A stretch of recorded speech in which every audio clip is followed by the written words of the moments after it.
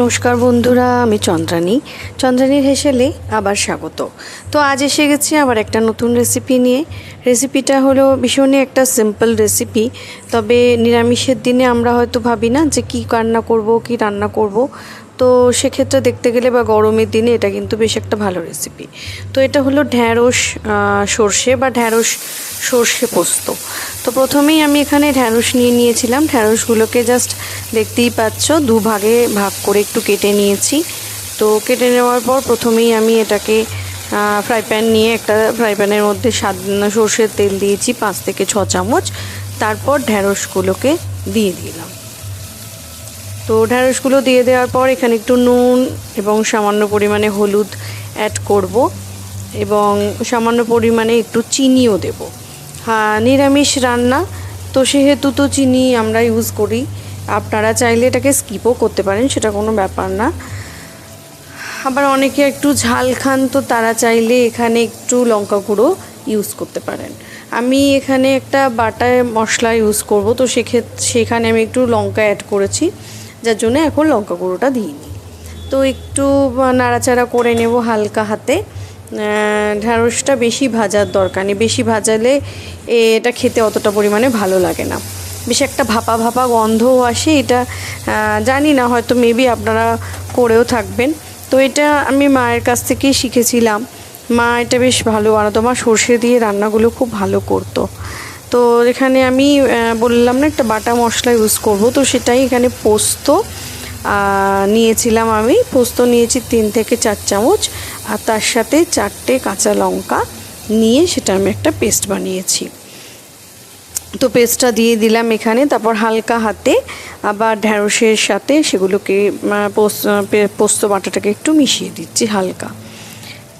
এবার হালকা মেশানো হয়ে গেছে। এটা কিন্তু একদম লো ফ্লেমেই রান্নাটা করব, কারণ পোস্তটা কিন্তু আবার ভাজা ভাজা হয়ে গেলে রান্নাটার টেস্টটা কিন্তু ভালো হবে না মোটেও। তো বাই দ্যাট টাইম আর একটা জিনিস এখানে আমি একটু অ্যাড করব, ব্যাস। সেটা হলো সর্ষে বেটে আমি সেটাকে ছেঁকে নিয়েছিলাম। সেই ছাঁকা যে জলটা, সেই জলটা আমি এখানে ইউজ করছি। তো দেখুন সেই জলটা আমি দিয়ে দিলাম এখানে হালকা করে। এটাকে আর তেলের মধ্যে সাঁতলানোর দরকার নেই, যেহেতু জল দিচ্ছি, তো সেই জন্য একটু ভাজা ভাজা হয়ে গেছিলো যেই পোস্তটা ঢ্যাঁড়সের সাথে। তারপরই এটাকে আমি অ্যাড করে দিলাম। তো দেওয়ার পর আবার একটু হালকা হাতে নাড়াচাড়া করে দেব। নাড়াচাড়া করে দেওয়ার পর এটাকে আমি চাপা দিয়ে স্টিমেই রান্না করব। তো যেটা বলছিলাম, মা এই রান্নাটা খুব ভালো করতো। মা বেসিক্যালি সর্ষের বাটা রান্নাগুলোই খুব ভালো করতো। মায়ের হাতে ইলিশ মাছের ভাপা আজও মনে পড়ে, অসাধারণ রান্না করতো মা ইলিশ মাছের ভাপাটা। তো দেখুন এবার আমি একটা এখানে চাপা দিয়ে দেব। চাপা দিয়ে রান্নাটাকে স্টিমে দেব, যাতে একটা বেশ সুন্দর গন্ধ আসবে ঢ্যাঁড়সের এই রান্নাটার মধ্যে। তো চাপা দিয়ে দিয়েছি।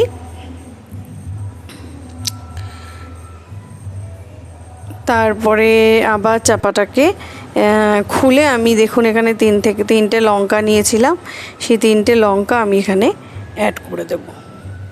চাপাটা খুলে লঙ্কাগুলোকে জাস্ট একটু ফাটিয়ে হালকা একটু দুভাগ করেই এখানে অ্যাড করেছি।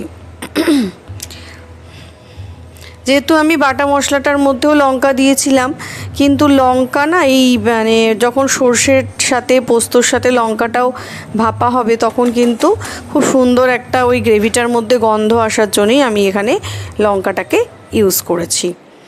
আবার খানিকক্ষণ রান্না করে নেব। দেখুন বন্ধুরা, চাপা খুলে দিয়েছি এবং দেখুন এটা অলমোস্ট ডানই হয়ে গেছে। আশা করি বুঝতে পারছেন, পুরো তেল ছেড়ে দিয়েছে।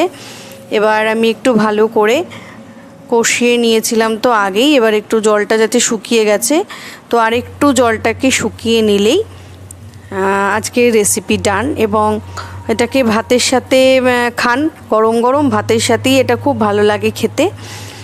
এছাড়া আমার মনে হয় না অন্য কোনো অপশানের সাথে এটা যাবে বলে।